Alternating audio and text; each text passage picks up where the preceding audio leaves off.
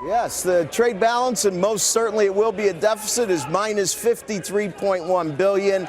That's about $1 billion heavier than we were looking for. We were looking for about $52 billion, and sequentially, of course, that's heavier from the minus $50.5 billion of last month. We still have jolts to come up.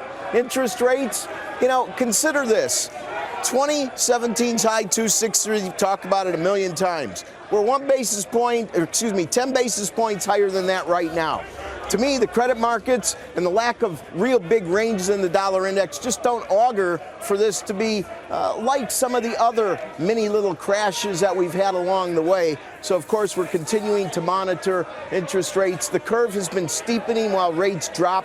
That, to me, says we're pricing out the Fed. No matter what people think about the Fed, they do pay attention to the markets. We've all said that there's been a thumb on the scale of interest rates. Well, now they're acting a bit more independent. And we've also known that there's a lot of froth in the equity markets. But as long as they take the head and they don't get down to the beer, we're still going to probably be okay.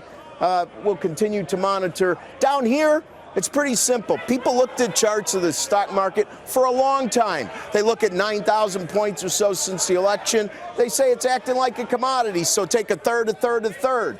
And it flattened out a bit around 23,000. These are the thoughts going down here, but many traders have been on this floor a while. They know Rick, you never try to catch the dropping knife. That's Rick, for we sure. always say the bond market is supposed to be smarter than the stock market. Now that rates are falling, it seems, why are stocks still falling? You'd think that we'd see... Well, first of all, what are they falling? They settled at 240.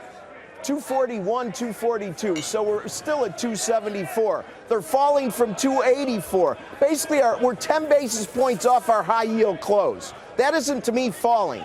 Okay, that's coming back a little bit. Now, if they start to get into the 250s, we'll have that conversation. Another thing down here, we look at fair value, those 15 minutes where the futures markets are open beyond the cash markets, 4 versus 415. I'll tell you what, that's more art than science as well, just like the markets after the big boys close are.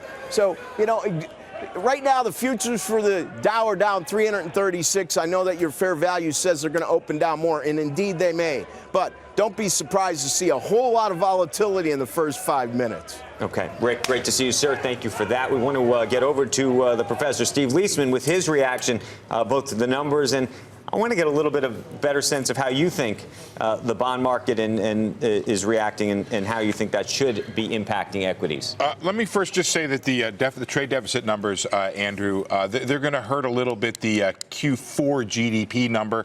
Don't know how they'll play into the Q1 outlook, which is also strong. Q4 was 2.6. Probably bring it down a little bit. You did have good exports, but you had more imports as well, up 2.5 on imports, up 1.8, and you had some non-petroleum. It really wasn't an oil thing.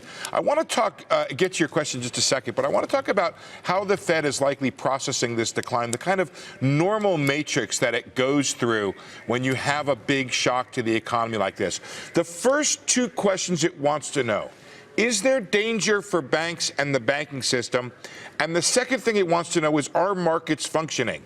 And the reason why I'd ask those questions first is because those first two things, if the answer to that is yes, there's danger for banks and no, markets aren't functioning, that would necessitate some kind of very quick reaction by the Federal Reserve. In this case, I think the Fed would say no, the banks are well capitalized, and yes, markets appear to be functioning. Then it's going to go on and ask, is there an economic effect of this, either through the confidence route or through the wealth effect? And I think the answer is modestly, but not dramatically, yes. Finally, is there an impact on financial conditions? And I think the Fed, in this case, will take the totality of the returns over the past year into account and say, you know what? We were up 25, 28%, and now we've given back 6, 7, 8, maybe 10% of that, but financial conditions are still relatively easy, which is to say, Becky, I don't see very much reaction yet from the Federal Reserve up to this point. If it gets worse, if it looks like... I think it would create more of a panic if they reacted at this point. No, what would they do?